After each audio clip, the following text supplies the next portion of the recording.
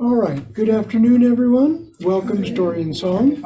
It is our pleasure to have you here today, and it's even a greater pleasure to have Marc Curtis Little join us to talk about his book, The Bootlegger's Mistress. We first met Marc when he came up to be the MC at the Amelia Island Book Festival author luncheon that they had a few months ago. And I was really taken both by his stage presence, ability to think quickly on his feet, and not to mention to slip in a comment about his own book, even though they were there to honor this guest celebrity author.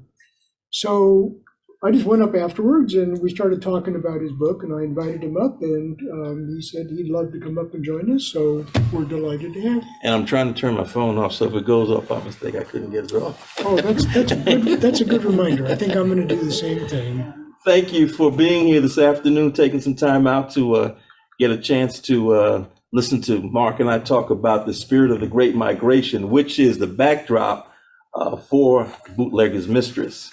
Now, some people wonder about this title, The Bootlegger's Mistress. And I know people say, well, how could such a lovely lady on the cover be a mistress? Well, it goes deeper than that. The title came from, one thing that I do believe in is having provocative titles. But you also want to make sure that when people read it, they can relate to the title as part of what is in the book. Because if it's not, all I did was what was the thing when you bring people to somewhere, to a store with a price, switch. Bait and switch. I did not want to do bait and switch. Mm-hmm. But it does relate. It's a story of a woman who grew up in Anderson, South Carolina, which is my father's hometown, which I had only visited one time before I did the research on the book. So my cousins, some of who I had never met, believe it or not, I'm 70 years old. I hadn't met them ever. I knew some cousins of other cousins. So they took me through the town, and I got a chance to really develop a backdrop for The Bootlegger's Mistress, which was Anderson, South Carolina.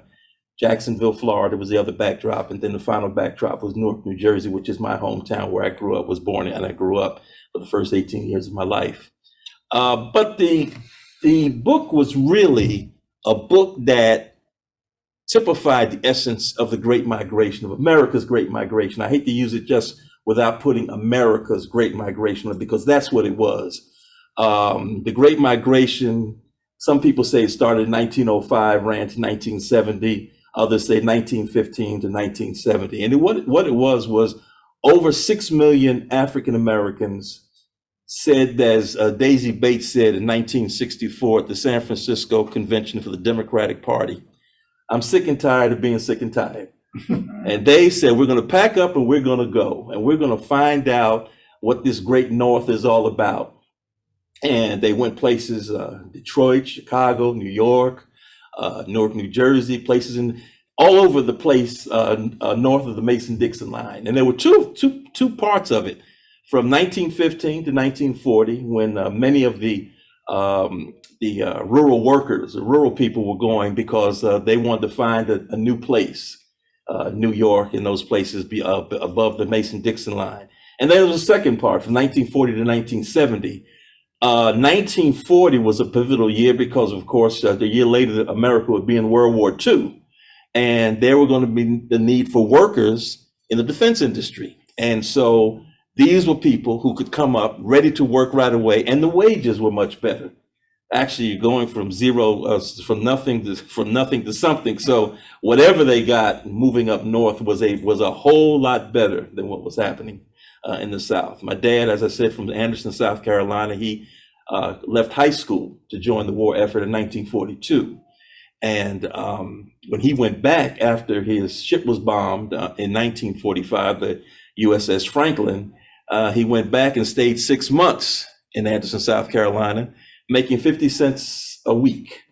And he said, I'm not staying here. And he left and went to New Jersey, where he met my mom. They married and had this spoiled kid in 1951. So it begs one question that comes to mind, and that is, of this great migration, it seems like the two drivers, one was economic and one was racial injustice. Mhm.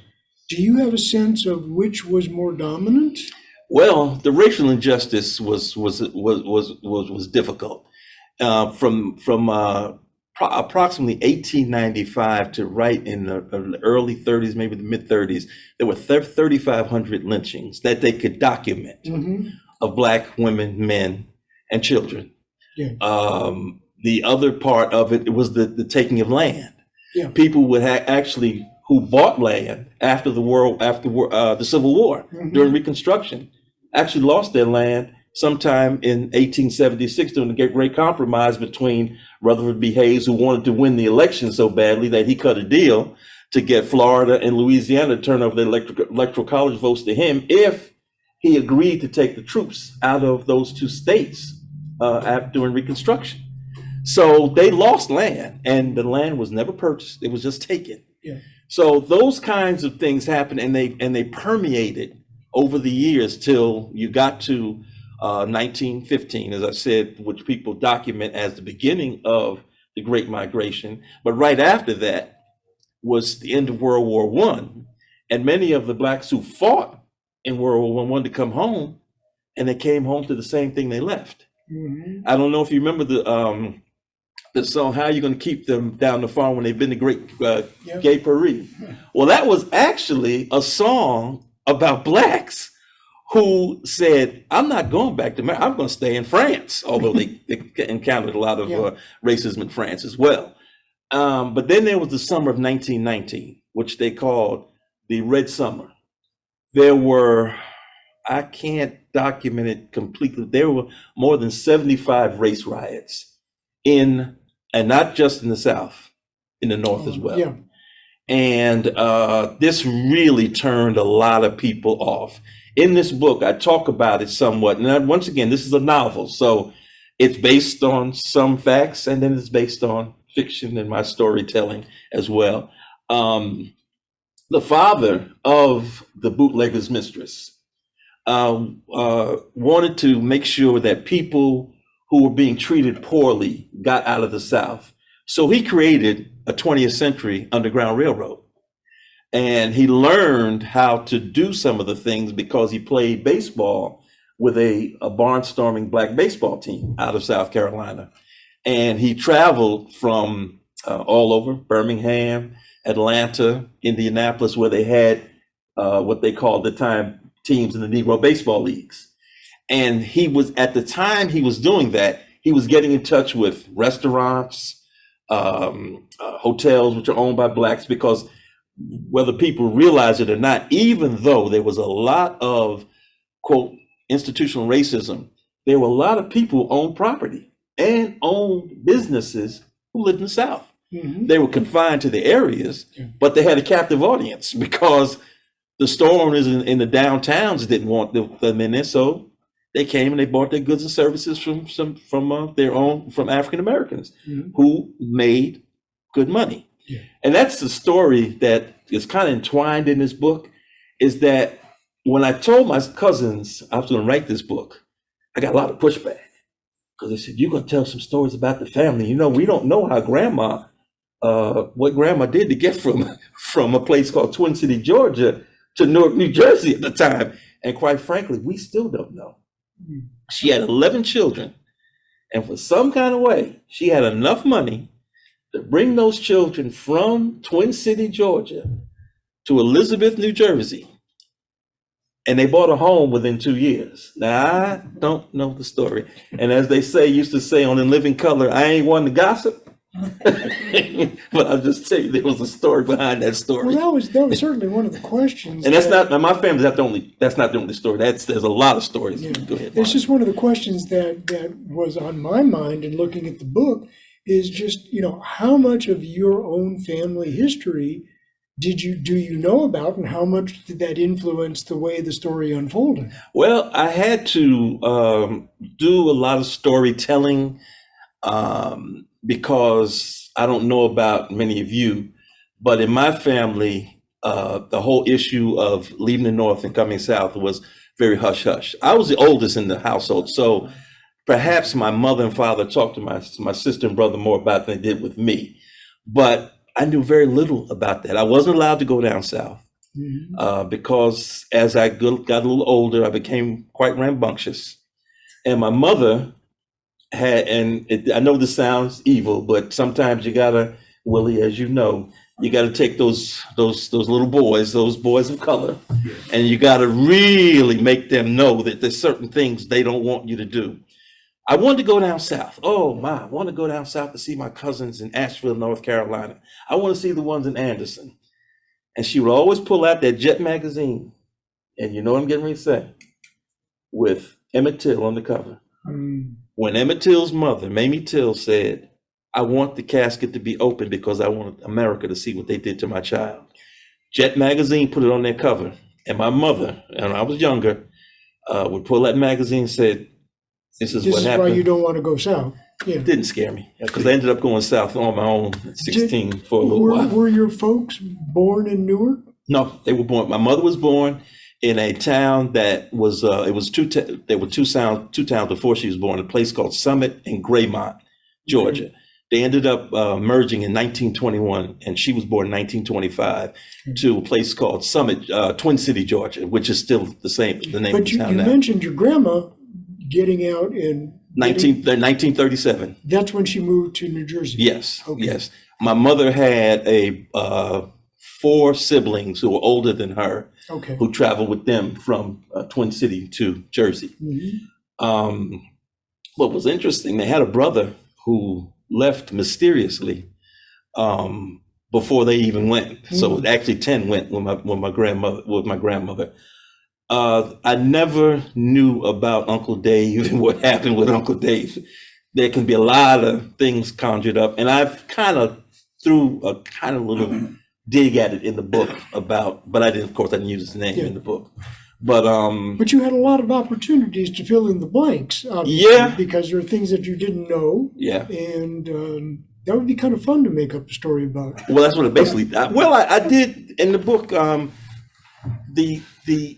what I thought about when I wrote this book, and by the way, I wrote this in a woman's voice. People ask me to this day, how in the world did you be able to do that? But I remember the stories that my aunts and my mother and their friends would talk at the dinner table, and I was one of those who would, take a little listen here and there. And so I would hear what they would be talking about, and I took some of those stories and I put them into this book. As far as revealing things, I had to be real careful because I've got some real headstrong relatives that would have really gotten angry at me if I had said too much. Speaking of your main character, you're going to have to tell me how to pronounce her first name because it's D-I-C-I-E. Dicey. It could be Dicey, but it could be Dicey. Dicey, right. It's hard to know exactly. It's Dicey Kaufman. You think of her as Dicey. Right. That name came from my father's oldest sister, Dicey Little, who ended up being Dicey Jackson. She lived in Asheville, North Carolina. My 3 cousins, her son Barry, Elise, and Prudence are still alive. One lives in Atlanta, one lives in Charleston, the other one lives in and still lives in Asheville. Well, I was kind of, floored to see her last name as Kaufman. Well, my last name is Kaufman. It's spelled very differently, but one of our dearest friends who is from South Carolina, his last name is Kaufman, C-A-U-G-H, just like Dicey. Are you serious? But he's white. Yeah. And so is his family. Well, give me his number before we leave. I might have to, is he rich? No. Oh, okay. He's a social worker at the VA, actually. Head of the social work department for the VA. But but that suggests to me that, I don't know how you came up with Kaufman as a last name for Dicey, but that could be a reflection of historically how a lot of Black people took on plantation owners' names. That was it. That was my grandmother's maiden name, Ola Kaufman. Oh. The family, I can only go back to 1850 in the family. Frank Kaufman was owned the plantation. It was a very, very small plantation in which she grew up. And she grew up in South Carolina, in an area that is prosperity, Newberry, it's Newberry County. That's where she was raised, the Kaufman family. So that's the real name. I took my aunt's name and I took my grandmother's name. By the way, I never knew any of my grandparents. So that was something that really kept me from really knowing a lot about my family, because both sets of my grandparents, they both were gone. My father's mother and father died within a year of each other while he was in the war. Of course, I talked about my grandmother who brought her children up, my maternal grandmother. She died 6 months before I was born. I was born in September 1951. She died in March of 51. And so I didn't know them. So I didn't have any context about the family other than my aunts who were tight-lipped, my mother who was tight-lipped, and my uncles, they were tight-lipped. So I never knew. And so I'm playing catch-up.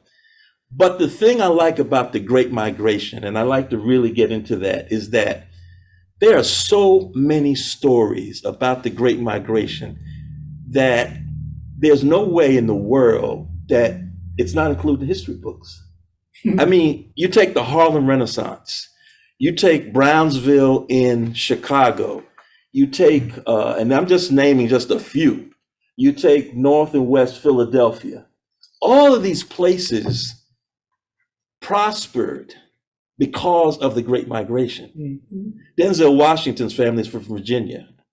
I had a long list of people, and I'll get into it in a minute, but the Great Migration, when I did the research for this book and my previous book, Faithful Servants, I really delved into the Great Migration. And as much as I delved into it, I might have got I barely scratched the surface, because I'm learning stuff every day. And it's such a rich history, not just Black history. It is a history of America. And that's why I say it's America's Great Migration. People came from the South and made serious contributions to the whole country. Nat King Cole wasn't just a Black singer. He was well liked by a lot of people. John Coltrane wasn't just an ordinary saxophonist. He was one of the best. Miles Davis was a great trumpet player. And we don't put African American and Black in front of him. He was great. This is what, and this is just, once again, I'm just scratching the surface here. This is what came from the Great Migration. Then we talk about others who are in politics, business, whose families came from the South during the Great Migration. What's fascinating to me too is that, part of that Great Migration, it's not the same, but it had to do with Europeans coming to work in the North as well for opportunity. I mean, Donna's family, her ancestors came from Poland to work at the Ford plant in Detroit, but and the same kinds of things that they encountered was it was the same kind of ethnic injustice, because it didn't matter at that time. It really, I guess, skin color didn't quite matter as much. It did, but it didn't. Okay. Let me put it this way: a lot of the migration wouldn't have happened if Jim Crow was not alive and well in the South. That's true. I think that many people would have said, I got a choice between going north, I got a choice of staying here. There wasn't much of a choice. In fact, many of the companies, the Ford company was one of them. Henry Ford had his agents coming down to the South. In fact, they instituted laws that they wanted banks to stop doing business with Henry Ford, because he was trying to get Blacks to come up and work in his factories in Detroit. But the difference was they didn't make the same money. And they promised them that they were going to give them housing. They gave them housing. They put them in some ghettos. And those things, and what happened as a result of the ghettos, the redlining laws came into place.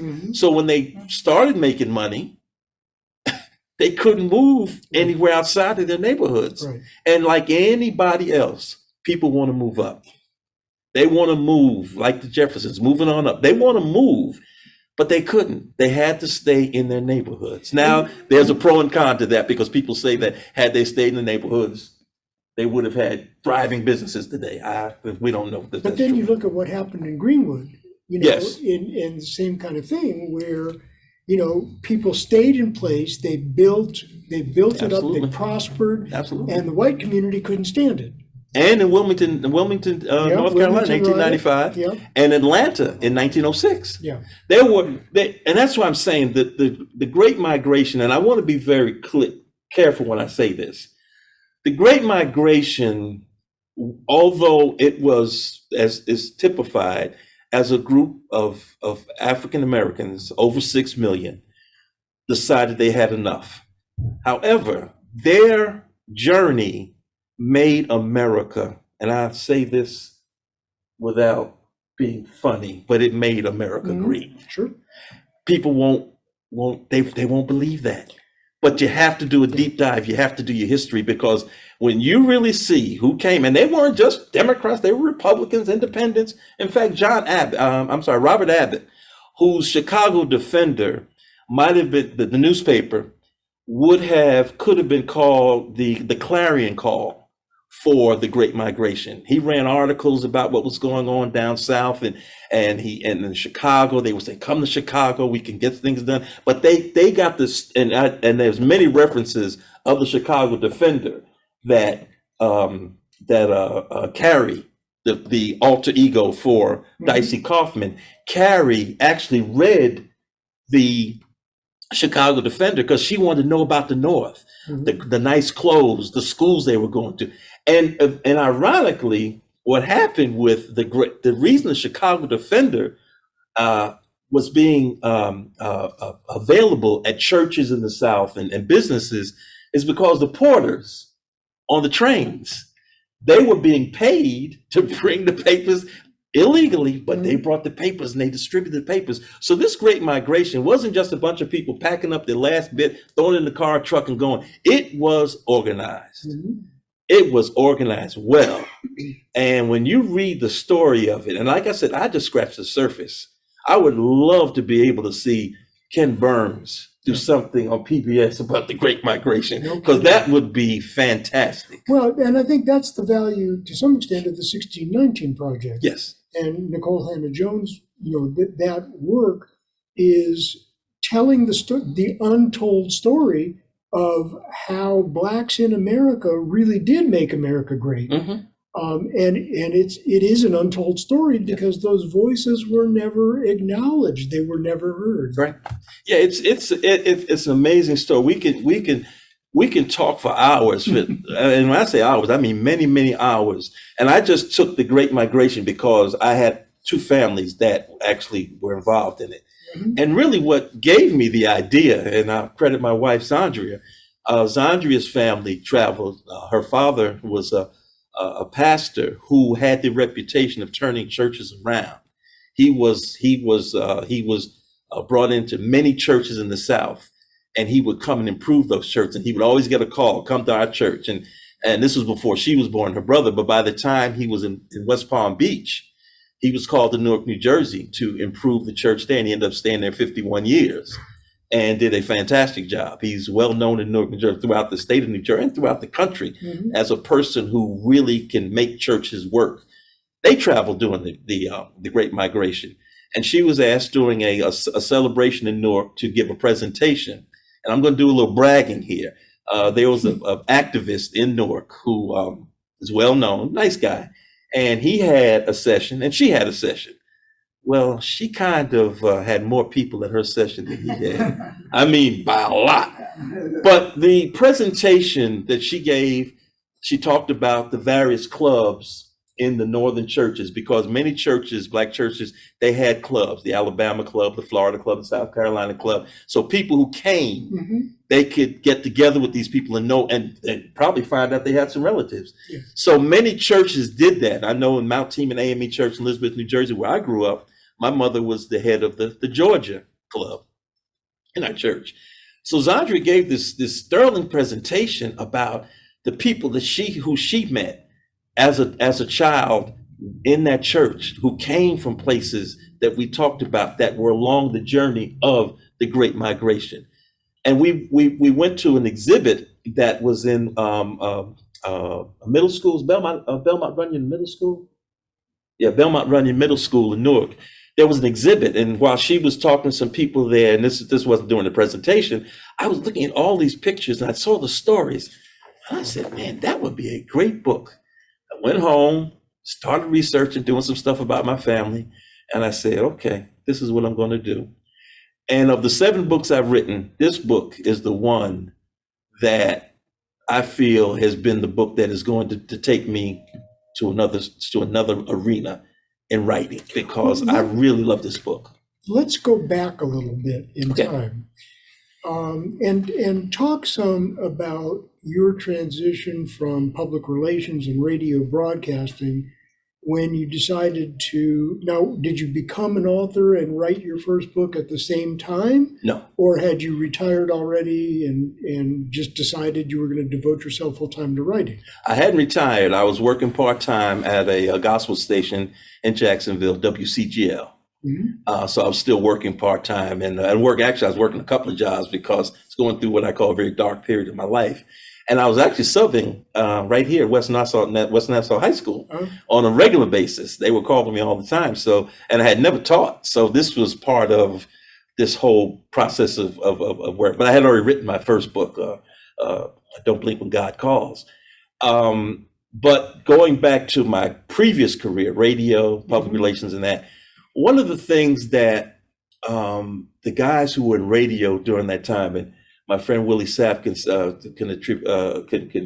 if he was to speak, he could contribute to it, and also Marsha Dean Feltz.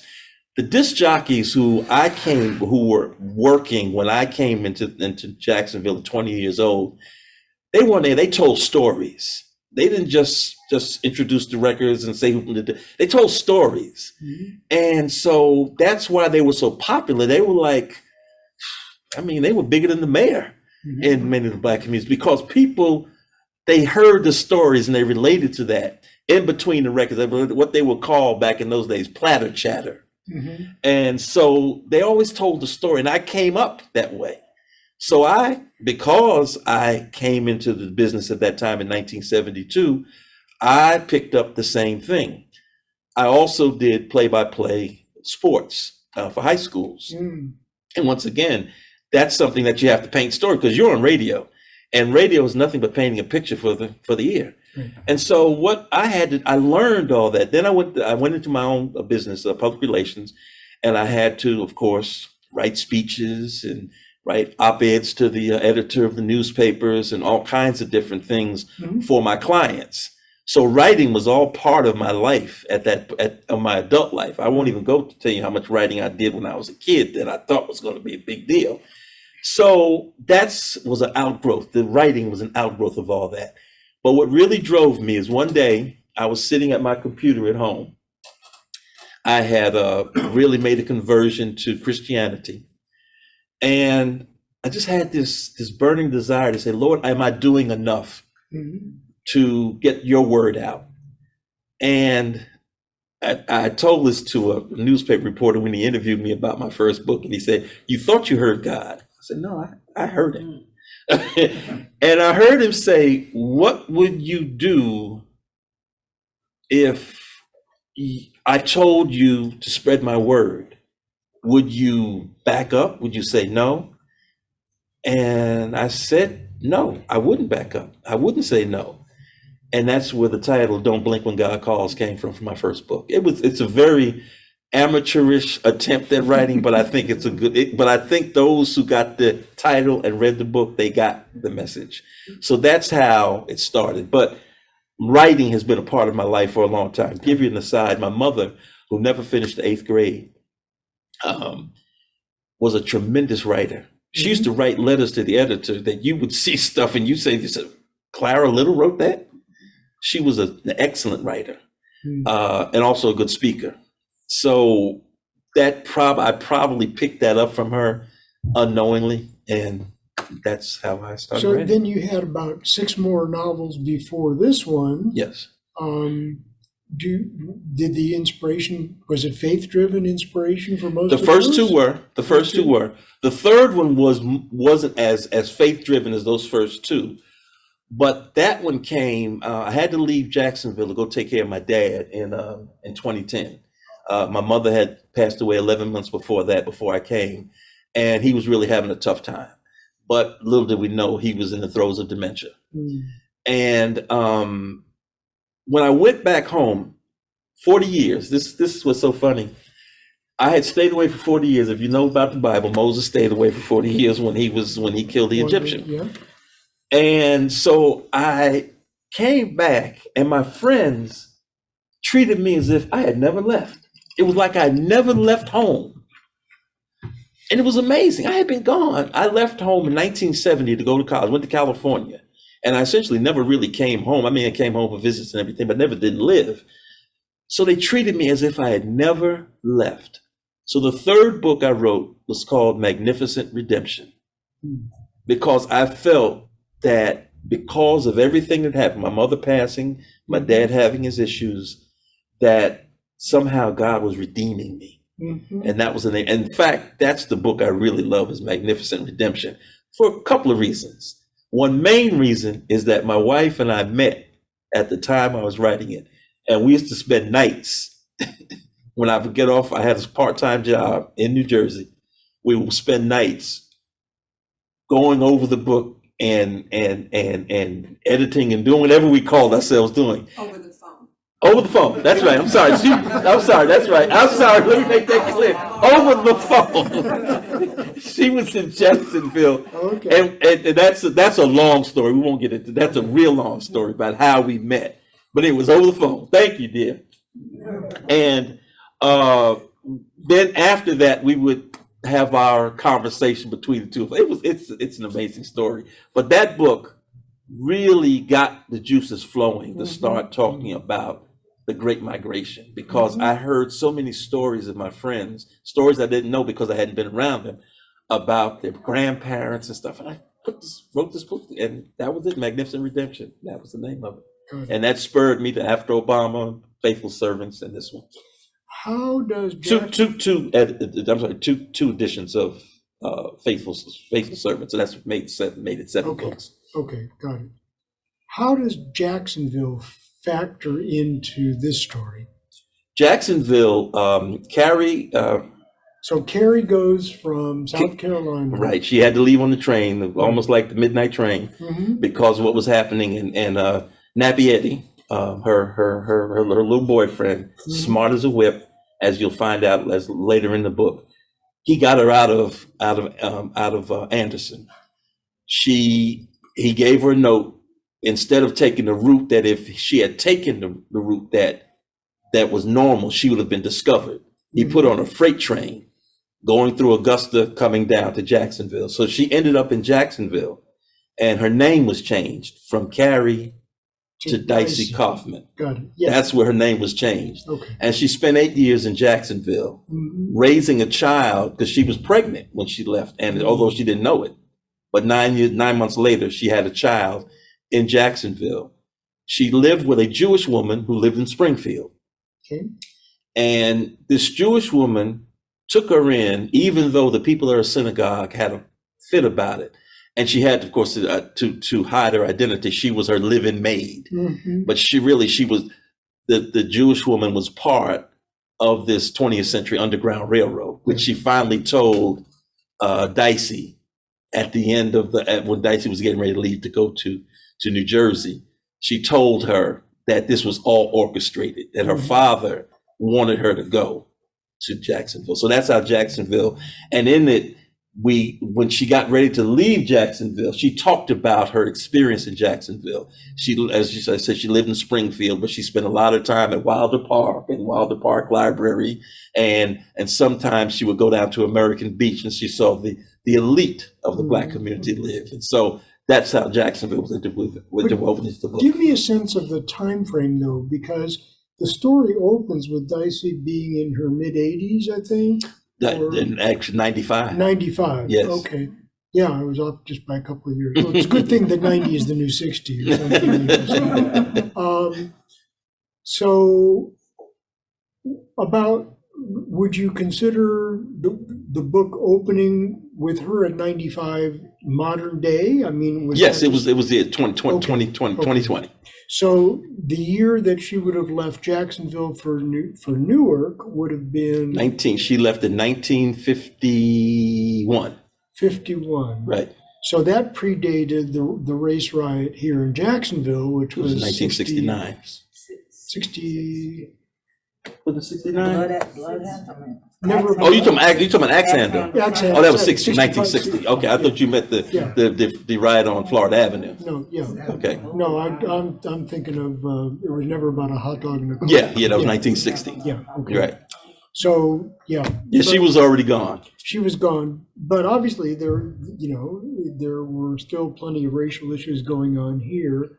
Can you talk too much about her leaving Jacksonville for Newark without giving away too much of the plot? Well, she left Jacksonville because they had found out in Anderson that they found out about the Underground Railroad. Mm-hmm.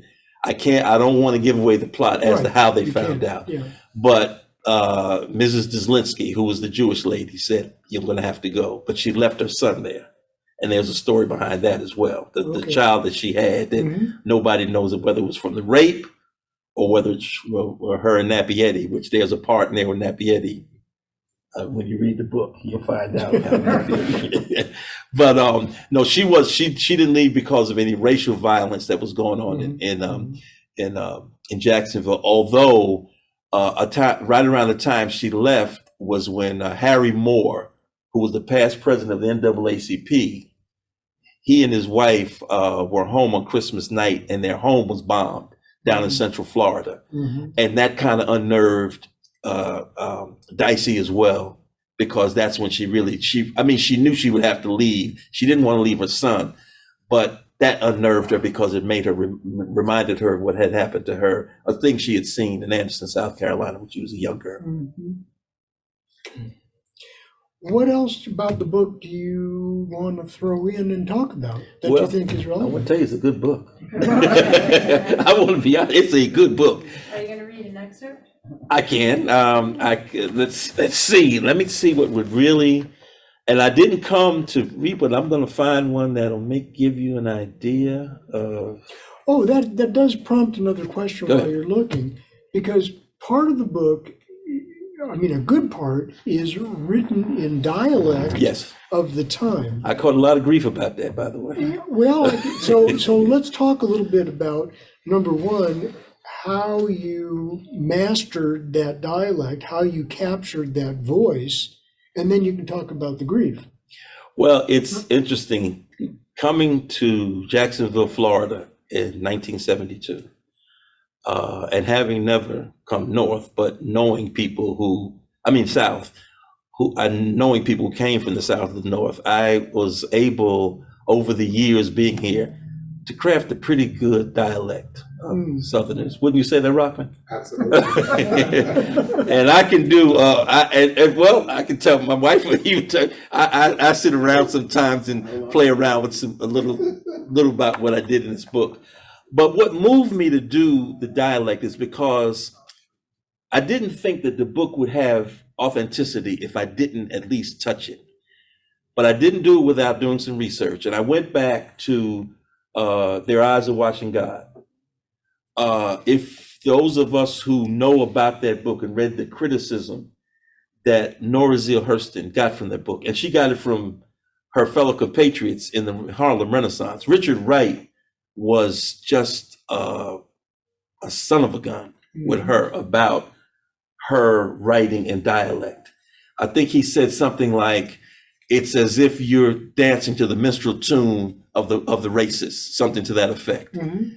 It didn't bother her because that was a calling card. And if we know, that book is one of the great books of all time, even though the people in Texas and certain other places want to ban it. But that's another story for another time. And so I said, I'm going to do this dialect. But at some point, I did cut it off. And there's a point in the book where Nappy Eddie, and I use Nappy Eddie because, by the way, it wasn't because his hair was nappy. He actually had really nice hair. But his grandmother used to tell him to get out the park and the park they were playing in Anderson, and said, "Can you go find that nappy head grandson of mine?" So that's where the name nappy head came from. I'm going to read an excerpt from the book. It's chapter 34, and it's Carrie talking about her life and being bitter. And it says one of the definitions of bitter is hard to bear, grievous, distressful. I have tried all of my years to not be bitter about the life God has given me. On the plus side, there have been times when I experienced levels of manic euphoria, which is often inappropriately defined as over-the-top joyful. On the minus side, I believe I suffer from survivor's guilt, survivor's syndrome, or survivor's disorder. Believe it or not, I get bitter over the jubilation of life while feeling regret. Doesn't that sound strange? I recall the good times with my parents and siblings when we shared meals, walked to church together. We read books and discussed the stories. But then I tumble into memories of the last days of our time together. Before the sudden departure of my mother and the children, when I asked my father if he thought we would see them again. Turns out I haven't seen nor heard from them in 83 years. I guess one can say I am bitter when my life is good and when it is bad. I have to listen to gospel music because it stirs my soul. I feel empowered by the words expressed in songs by the younger singers. There's one I really like by Jay Moss, a member of the Clark sisters family. You love me through my good, you love me through my bad. You didn't erase my future because of my past. As I listen to the lyrics, my thoughts travel from me and my issues to the people who have been attempting to destroy my life. I ask myself, if God can redeem me for all that I have done, is there redemption for them? And if redemption is available to them, am I obligated to forgive them for what they did to me? Furthermore, should I burden myself with forgiveness for the wrong they are doing now? God's word says in Colossians 3:13, bearing with one another, and if one has a complaint against another, forgiving each other, as the Lord has forgiven you, so you must also forgive. That part, and there's a lot of pieces in this book because, once again, Dicey is the alter ego of Carrie. So what Dicey was talking about was embedded in her soul as Carrie. Mm-hmm. But Carrie didn't have an outlet because Carrie was stuck in a place where it was typical that you did certain things in your life in this southern town of Anderson, South Carolina. So she couldn't free us. She didn't see other than reading the Chicago Defender from a church or hearing a pastor talk about in code about how we can free ourselves, and having a father who was a very visionary man. But when his family left, he became sickly, and you'll read about it when you read the book. Read the book. Okay. How about some questions? What comes to mind? Is there a bootlegger in the book? Yeah. Good question. Yeah.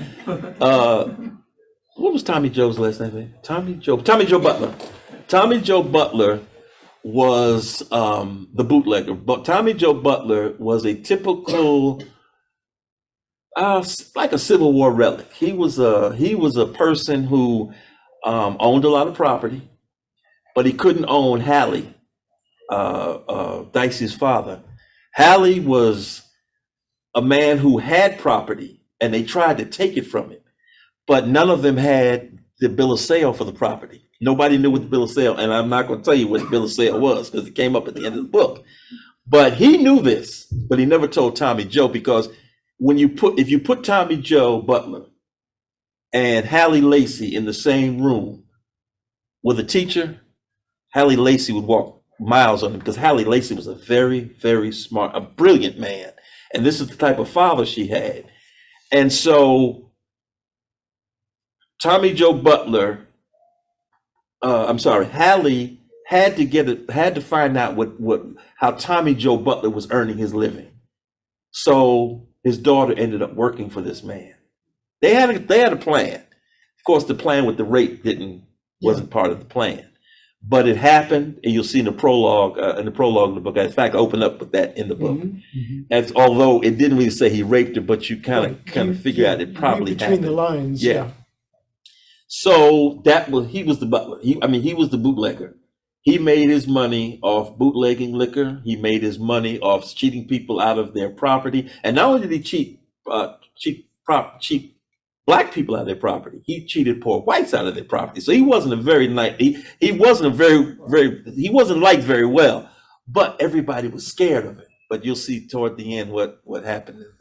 Read that little section from the prologue, so people can get a feeling for the voice. Sure. I'd offer to do it, but I think it's going to sound better coming from you.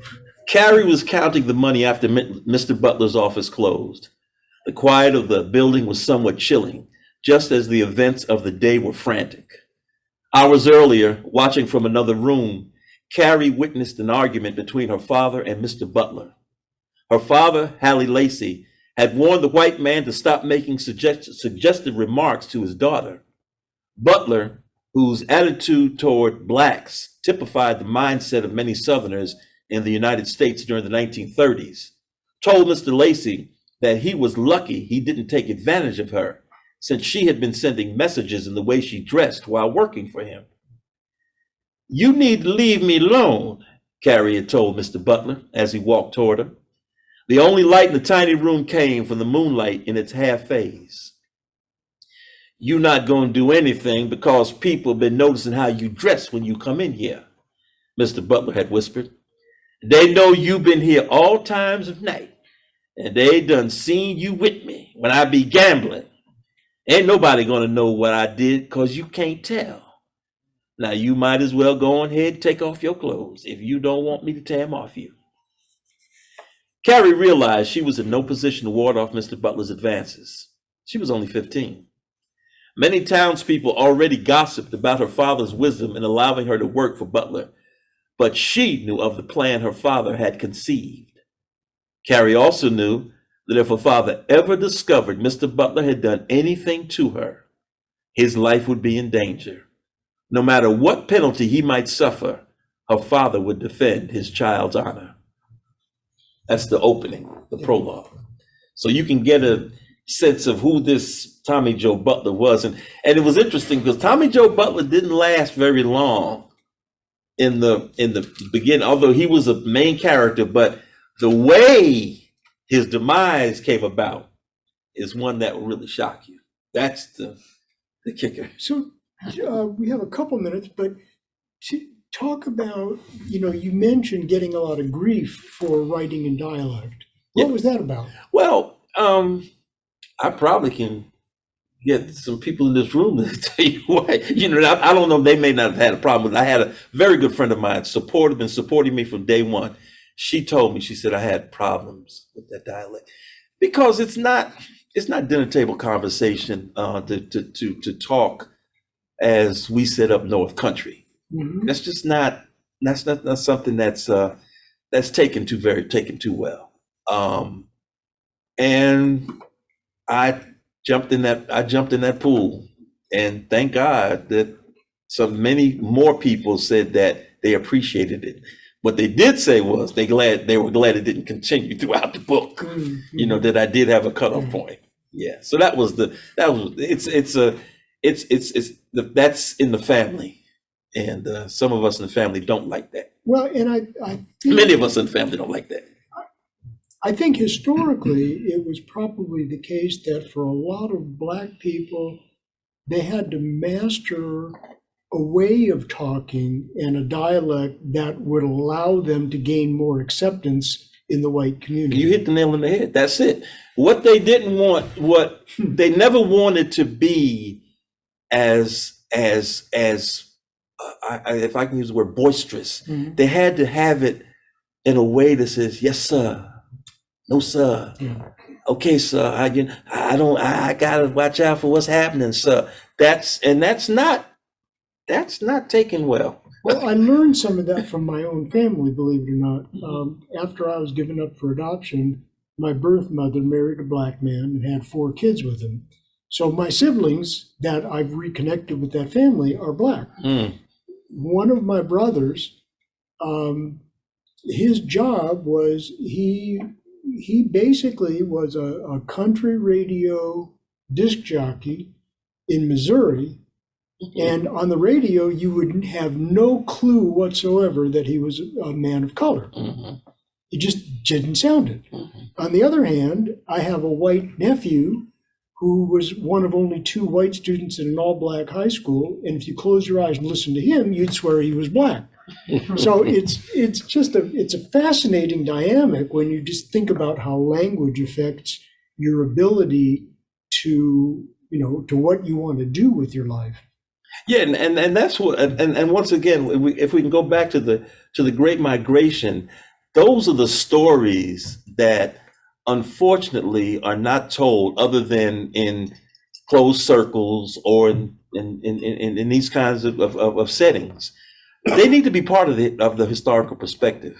They have to be, because there's no way that you can have a world without Denzel Washington as an actor. Just can't have it. I mean, it's just not going to work. There's no way in the world that you can have a world without James Earl Jones as an actor. It just does not happen. And I can go on and on and on. And that's why I am so enamored with the Great Migration. And I'll probably be this till the day I die, because there's so many stories. And Isabel Wilkerson, who wrote a great book, The Warmth of Other Suns. Yep. Even she, and that book is that thick, and even that book did not really get the essence of of America's Great Migration. Yeah. So one last question: have you started on your next book? Yes, there's some changes that my wife and I are going through in our lives that good changes, and so I unlike when I get started on the book, I'm heavy on it. I'm just right on it. I can't really, and I don't want to start really writing it, but I have done the first 10 pages. Oh, okay. And it's going to be does the migration still factor into that one as well? Absolutely. Well, something to look forward to, folks. We've got the next book. Thank you. There's a question. Thank you. There's a question. Just a real quick one, Mark. How long did it take you approximately to write, the 2-part, to write this book? And the second part is, in writing a book, and helps me speak to this as well, I guess, do you ever lose your focus or where you're going with your thoughts and whatnot in writing? That's a good question, Willie. Oh my gosh. First of all, I started this book in 2019. I finished it last year. So it took me about a year. But the thoughts of it had been around for a long time. If we remember what happened in 2020, not just with the pandemic, but the whole Black Lives Matter and all that was going on, George Floyd getting killed, my editor, who is just a great lady, she's a personal friend of mine. When I say we've developed a personal relationship with her, my wife and I, and she, I was going to that ledge of too much of what was going on with this book. And she's a white woman, but she's smart as a whip. She's a great editor. She said, can I talk to you? We were on the phone one day. She said, can I talk to you for a minute? She said, I think you're getting away from your focus on your book, because what's going on is affecting you. How could it not affect me? Yeah. I mean, really, how can it not affect anybody? And I had to read, and I had a whole, almost a chapter. And I read the chapter and I saw it. I said, wow. I'm far away from what I'm trying to write here. And I pulled back. So you can lose your focus if you allow the outside world to get in your head. Right. Because if you've got a book that and I mean, as a novelist, because novels are what, 99% storytelling, I guess you would say. And when you're telling a story, if you're sitting in front of a group, whether it's children or not, when you're telling that story and you get that one child, Mr. Little, and you say, why are you talking? I'm trying to tell this story. And I know that's very elementary, but that's what happens when you get off your focus, when you forget about your characters, when you forget about their relationships, when you forget about your antagonist, who you want to make a bad person, man or woman, when you want your protagonist to be great. When you got people in your head, your focus is lost. And if you're too busy trying to put everything in the book, it's almost like a stew. You want to think everything in there. Somebody say, that stew stinks. I don't want to eat that. Because you're throwing everything in there. You can't do it. Every book is not meant to take care of every audience. Maybe that's the best way I can answer that. There's a question. Yeah. So I have a twofer. Did I answer your question, Drew? Yes, very well, thank you. And my twofer is because I am gonna go back a little bit, and Okay. I gotta bring up Kurt Felton because he's my favorite character. Okay. So Let me just tell you, Kurt Felton is the character that started off this journey and don't blink when God calls. Okay. yeah, the first Kurt Felton Jr., right. Yeah, so we'll I wanted, Forestville. Obviously, I love those books and I followed you as an author. Will we see Kurt again? Because he was somebody that I really fell in love with as a character. Hopefully, he'll one day become a movie and some great actor will play him. But He's an actor, by the way. I So love Kurt as a character. And then the other thing is, what do you think that Dicey would say, Carrie / Dicey, about, because there's another school of thought about the Great Migration, right? That Mhm. says that the South suffered more because people left and didn't stay and Mhm. try to change the circumstances that there were. mhm. Could there have been a Dicey had Carrie stayed in that space, and could she have affected change in the space where she was? What do you think she would say to that sentiment? You're really cutting into the book because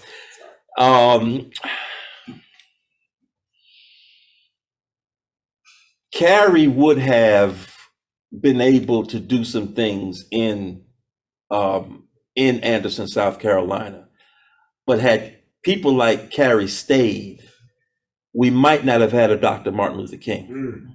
And I'll tell you why. Because some of the people who left the South, they were very aggressive, but of course they couldn't be aggressive in the South, if you understand what I'm saying. When they went to the North, even though, don't get me wrong, the North was not some great place to be, because my dad, if he was alive, could tell you some things. But nevertheless, they were able to spread the word a little bit about who they were, and they were accepted by some people. So they were able, Dr. King, in starting not, and reluctantly starting, by the way, because if everybody remembers that when Dr. King was asked to head up the boycott in Montgomery, he was very reluctant, because he said, I came here to preach. And his Daddy King said, you came to preach. You didn't come to start marches, because I want you to come back to Dexter Avenue, to come back home, to work at the church here. So if people like her had stayed, I think that things would have, I don't know if things would have changed, but with her determination, maybe and others' determination, maybe, but it would have been a long slog, because the people up north would not have known them.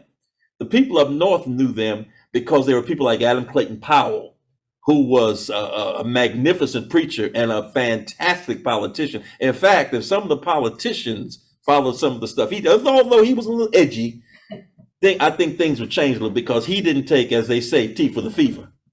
So I don't, Rockland, that's a hard question to answer, but I do think that had we not had the Great Migration, it would have been tough for the civil rights movement to go, because the civil rights movement would not have had the advocates that they had up north in the South. Historically, I think change is a reflection of power. And without power, you don't get change. So, it is a kind of a quid pro quo. And unfortunately, I think that it's the people without the power that wouldn't have been able to affect any change. And that's a good point, because when many of these people left the South, went up north, they got involved in the political arena. Mm-hmm. Many of them got offices. I can speak for about Newark. We had a lot of people. guy by the name of Irvine Turner, who was the first black elected official in Newark, but was a powerhouse because he knew how to move the needle around. In fact, he was Hugh J. Addonizio, who was the mayor of Newark, a discredited mayor, but a fantastic congressman when he was in Washington. He was one of his aides. So he learned the game. Had he been in the South, although he wasn't born in the South as people were, he was born in Newark. But had they stayed in the South, they wouldn't have met somebody like Addonizio who could take them around and teach them the way of politics. And that's what happened when many of the people during the Great Migration went.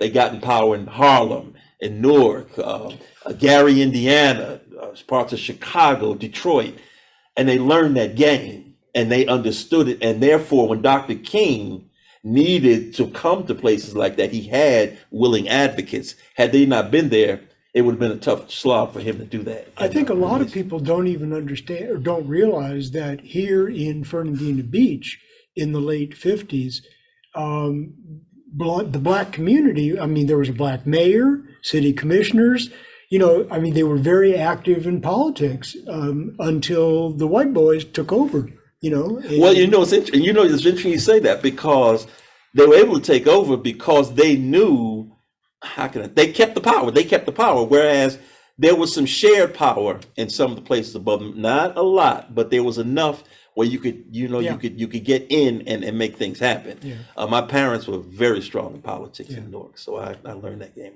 Anything else before we wrap up today? Well, I just want to make a comment about, as you mentioned, the dialect and people having trouble with your using it in the book. I am Southern born, and I just find it, I don't know what is wrong with the way we talk. And I appreciate having read the dialect because of my Southern heritage. Not color, but culture. And so I hear that dialect all of the time. And to read it, it's just a part of remembering.